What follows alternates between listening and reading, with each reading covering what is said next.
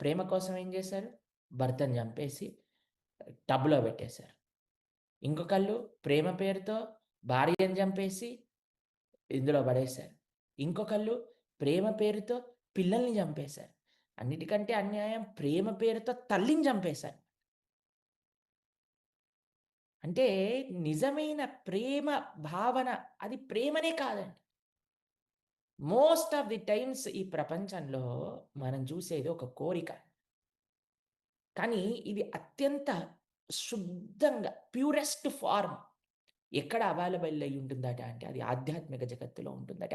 భగవానుడి దగ్గర ఉంటుందట. అది భగవంతుడికి, జీవుడికి సాధ్యమయ్యే ఒక అనుబంధం అట. మనం ఏమనుకున్నామండి ఇందాక? హోటల్ ఆర్ హోమ్ అని అనుకున్నాం. మీకొక విషయం చెప్తాను.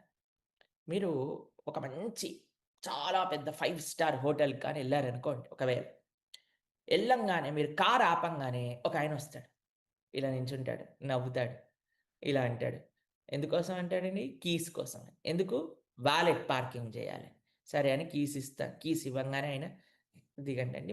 మొత్తం మేము జూసుకుంటాం. మేము జూసుకుంటాం అండి అని నవ్వుకుంటూ చెప్తారు. తర్వాత మన కారు తీసుకొని పార్కింగ్ జేసేస్తారు. మీరలా నడుస్తూ, నడుస్తూ ఎళ్లారనుకోండి. అక్కడ ఒకాయన పెద్దగా ఇలా నించుంటారు బయట. అని ఇలా డోర్ ఓపెన్ జేస్తారు. మీరు లోపలికెళ్తారు. రాంగానే అందరూ అక్కడుండే వాళ్ళందరూ "రండి, రండి లోపలికి రండి, లోపలికి రండి" అని పిలుస్తారు. అక్కడుండే స్టాఫ్ అందరూ గూడా చాలా ప్రేమతో మాట్లాడతారు. అంత చాలా ప్రేమతో, ఓపికతో తెచ్చిస్తే ఎప్పుడు నవ్వుపోకుండా ఇలా, ఇలా ఉంటారు. ఎందుకోసమండి వాళ్ళిలా నవ్వుతున్నారు మీతో? ఎందుకోసమండి వాళ్ళంత ప్రేమగా ఉంటున్నారు? ఏదో ఒకటి మనం ఇస్తామనే గదండీ ఆశించి. మనం ఏదో ఒకటి అక్కడ పెట్టేసి ఎళ్ళామనుకోండి వాళ్ళు ఆనందంగా ఉంటారు. ఇప్పుడు చూడండి డోర్ తీసే ఆయన గూడా ప్రేమతో తీసి మనతో పాటు వస్తూ ఉంటాడు. ఆ పార్కింగ్ చేసిన వారు గూడా ఇలా ప్రేమతో నవ్వుతూ ఉంటారు. ఎందుకు? ప్రేమగా ఉంటే ఏదో ఒకటి వస్తుంది వెనకాలకి అని. అవునా? కాదా? చెప్పండి. ఈ ప్రపంచంలో ఎప్పుడు కూడా transactional. Love is always transactional అండి. ఏది కూడా సెల్ఫ్‌లెస్ కాదండి. ఎవరైనా మనతో ప్రేమతో ఉన్నారు అనంటే అందులో నుంచి ఏదో ఒక ఆశిస్తున్నారన్నట్టు. ఇప్పుడు మీరు చూడండి ఇంట్లో అమ్మ ఏమన్నా మీరు తినేటప్పుడు ఇలా ఇలా నవ్వుతుందా అండి? "తింటావా లేదా? మొత్తం ప్లేట్ పునీసేస్తావా లేదా? ఒక్క మెతుకు కూడా పారేయకూడదు" అని నించుంది. ఇప్పుడు ప్రేమ అక్కడుందా? ఇక్కడుందా మీరు చెప్పండి? అమ్మో! అక్కడ చూడండి ఎంత బాగా నవ్వుతున్నారు. మేము హోటల్‌లోనే ఉంటామంటే ఉంచుకొనిస్తారా అండి హోటల్‌లోనే? మీరు హోటల్ బుక్ చేసుకొని 3 రోజులకి డబ్బులు కట్టి ఓ 2 గంటలు ఉంటామన్నా సార్ చెకౌట్ టైమ్ అయిపోయింది పదండి, పదండి అని పంపించేస్తారు మరి. కాబట్టి ఇల్లు వేరండి. అలానే హోటల్ వేరు. ఈ ప్రపంచం హోటల్ లాంటిది. అందరూ మన నుంచి ఏదో ఒకటి ఆశిస్తూ మాత్రమే మనకి పరిచర్య చేస్తున్నారు, సేవ చేస్తున్నారు. ఈ ప్రపంచంలో నిస్వార్థమైన ప్రేమ ఎక్కడైనా ఉన్నదా అంటే అది తల్లిదండ్రులు పిల్లల పైన చూపించే భావనలో ఉన్నది అని మన శాస్త్రములు చెప్తున్నాయి. కానీ ఆ భావనే కూడా కరప్ట్ చేసేస్తున్నారు ఈ లోకంలో ఉండే ఐశ్వర్యము, ఈ లోకంలో ఉండే కోరికలు. కాబట్టి ఈ ధర్మం గురించి ఎప్పుడైతే మనం తెలుసుకుంటామో, మన యొక్క సంబంధాలన్నిట్లో కూడా ఒక చైతన్యం ఏర్పడుతుంది. సరే అండి. మీరన్నారు ఈ ప్రపంచంలో అది ఆధ్యాత్మిక ప్రపంచం. అక్కడ కృష్ణుడున్నాడు. ఇటువైపు అన్ని వేర్లున్నాయి. ఈ వేర్లు ఎలా ఉన్నాయట అంటే, మొత్తం లోపలికి మొత్తం విస్తరించిపోయి ఉన్నాయట. ఇలాంటి వేర్లట ఇవి అనంటే జీవులందరినీ కూడా కర్మ బంధనంలో మొత్తం కూడా కప్పేసేవట. ఎవరికి ఈ కర్మబంధనంలో చిక్కుకుంటారట అంటే మనుష్యలోకే.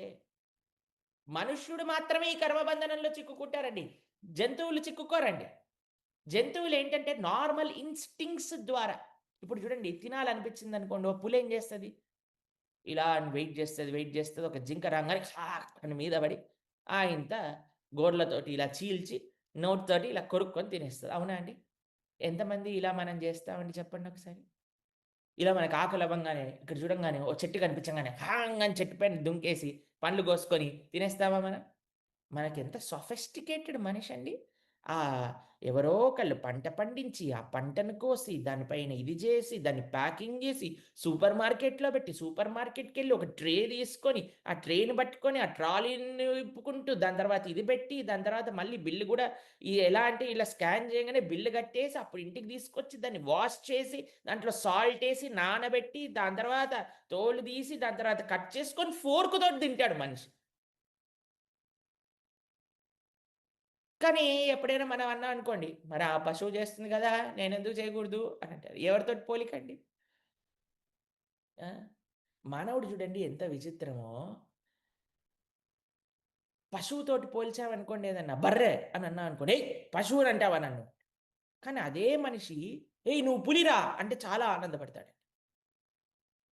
ఎంత విచిత్రం చూడండి. పులి కూడా పశువే గదండీ! ఒక గాడిద గూడా పశువే గదండీ! ఒక బర్రె గూడా పశువే గదండీ! చాలా విచిత్రం మనిషి యొక్క టెండెన్సీ. ఆయన ఏది గొప్ప అనుకుంటే అది గొప్ప. హ్మ్. అయితే మీరు చూడండి ఈ కర్మాను బంధంలో మనందరినీ కూడా కప్పేస్తూ ఉంటుందట. ఆ!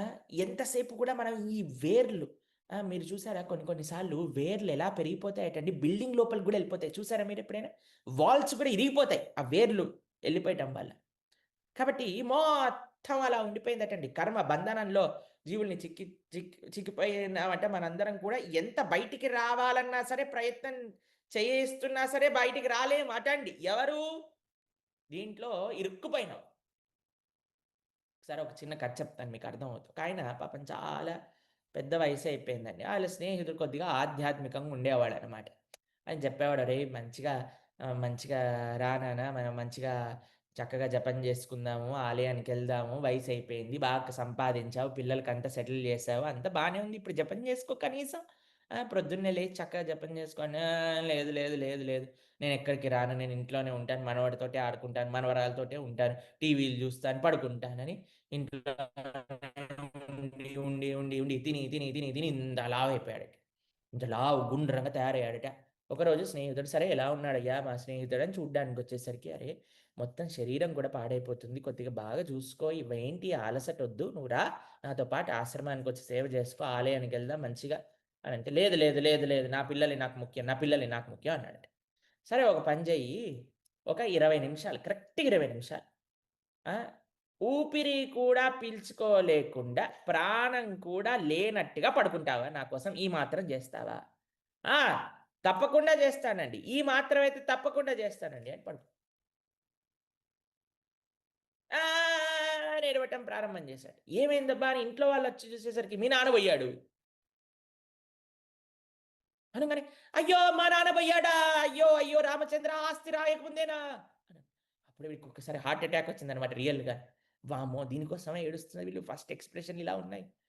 ఆ! తర్వాత అన్నారు, "సరే అయ్యా మీరు ఆస్తి గురించి తర్వాత ఆలోచన చేయండి. ఇప్పుడు ఏం చేయండి అంటే వెంటనే ఈయనకి అంతిమ సంస్కారాలు చేసేద్దాం పదండి"